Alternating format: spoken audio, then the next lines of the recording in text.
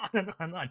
So the pharmaceutical model is so deeply flawed, but it's Mhm. so deeply ingrained into common practice. This is what they do in common practice. They give you a blocker of some pathway. That all said, it's not entirely clear what the path is to restore a healthy microbiome, say in somebody with rosacea. But I'm seeing it happen. That is, do these basic things. What I love about the microbiome things we're doing is that we're getting away from the pharmaceutical model, which is if you have pneumococcal pneumonia, kill it. If you have a staphylococcal abscess, kill it. Right. Well, there's nothing specific for those pathogens. So let's instead, the microbiome has a great amount of wisdom built into it, as you know. So if we restore those keystone microbes that help us, take care of it for you. You just have to Mhm. provide the basic building blocks for them to do that.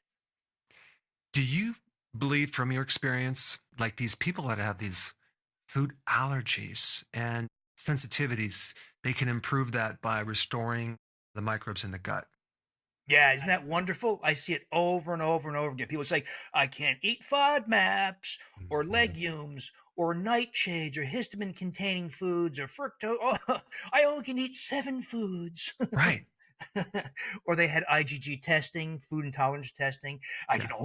I can't eat these 43 foods. And I Right. see all this go away. And the science is evolving. This is SIBO.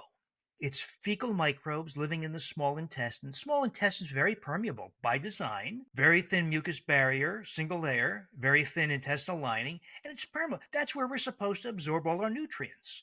But when fecal microbes invade that small intestine, 24 feet, trillions of microbes that live and die rapidly, it inflames the intestinal wall and it makes it even more permeable and lets all kinds of stuff through, including bacterial breakdown products. This process of small intestinal bacterial overgrowth and consumption of wheat, the gliadin protein of wheat, is a lethal combination that essentially Mhm. guarantees you are going to get fat, diabetic, experience dementia, and have all kinds of other conditions. The neglect of this issue in conventional care, the haphazard administration of antibiotics, and the awful, awful advice to cut your cholesterol, saturated fat, eat more healthy whole grains, and everything in moderation is a recipe for absolute disaster.